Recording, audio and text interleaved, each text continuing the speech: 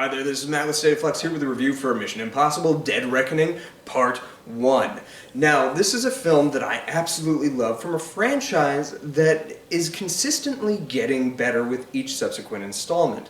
The first one has its lovers and its haters. I land on the hater side of things. The second one is not a very good movie, though it has a couple really cool action scenes. The third one is the first Mission Impossible movie that I think is a really genuinely a good movie. The fourth one has some of the best action set pieces you will ever see in any cinema whatsoever. But from 5 onwards, we have this story that continues to better everything that came before, but then with each subsequent installment is bettered by the next movie.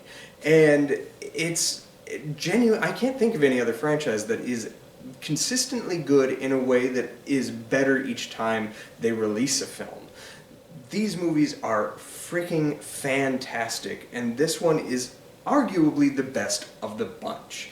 I do think I liked the villain of the previous movie a little more, so I get why some people might like Fallout better than this film, but I absolutely love this movie.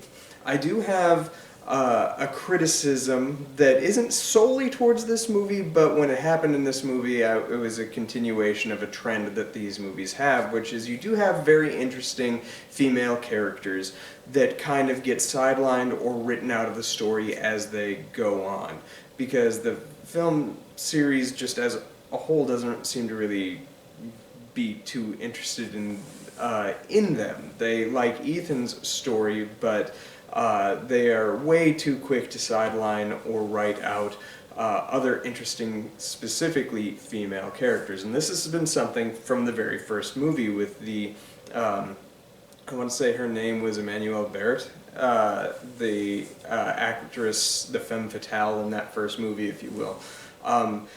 Each one has introduced a new one. Sometimes we continue them on and sometimes we don't, but that's something that disappointed me with this film and is really just a general criticism of the franchise. That said, we get introduced to a new femme fatale kind of character in this one who's done completely differently and played by Hayley Atwell, who's freaking amazing in this movie. This is like her shining achievement, and I wish more people would have seen this movie to really see how interesting of a character she is and she plays, and how I was wholly invested within her character in a very short amount of time. The meet cute scene between her and Ethan is just spectacular. The action in this movie is great. The story is like really, really compelling. At almost 3 hours long, it does not feel its runtime. It moves at a brisk pace. I didn't check my watch a single time. I wanted to keep watching. And that's the only other criticism for the film that I have, is it's a part 2. And the criticism doesn't come from its cliffhanger-ish ending, even though I don't feel like this has as specific of a cliffhanger as some other movies. It's the fact that they felt the need to put part 1 on it. I think this movie would have served better had they left that off.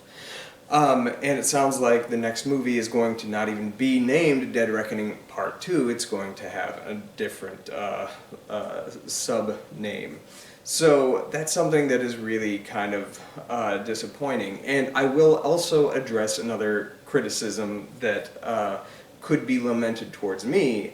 I gave a somewhat mid-review, even though I said it's a great movie. I was disappointed with Spider-Man Across the Spider-Verse, because it ends on a cliffhanger, it doesn't wrap up any loose ends and all this kind of stuff. And you could say, well, how come you give this one so much praise but that one you didn't? I would argue that even though this one does contain a pseudo-cliffhanger, most of the story threads have been resolved in some fashion.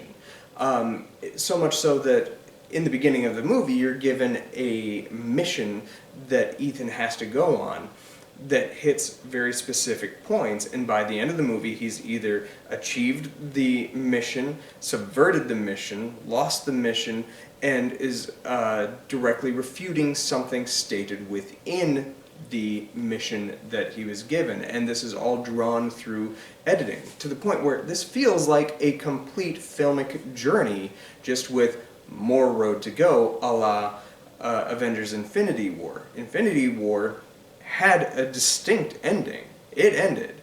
It had a mission statement, it completed its mission statement by the end of the film, with some loose threads to go. You just don't really know how that is going to be resolved. This feels very similar. But for my money, Mission Impossible Dead Reckoning Part 1 is one of the 10 best movies of 2023 so far, and I am really disappointed that not as many people saw this as, say, saw Top Gun. This deserves every bit as much of the money that Top Gun earned, and it's an infinitely better movie in my opinion. And it's just baffling to me that it didn't get that achievement. But hopefully people find it on video and streaming, because it is absolutely spectacular. I give it an easy 4 stars, my favorite Mission Impossible film to date. Thanks for watching. Let me know what you thought of the film in the comments down below. Like, subscribe, and peace.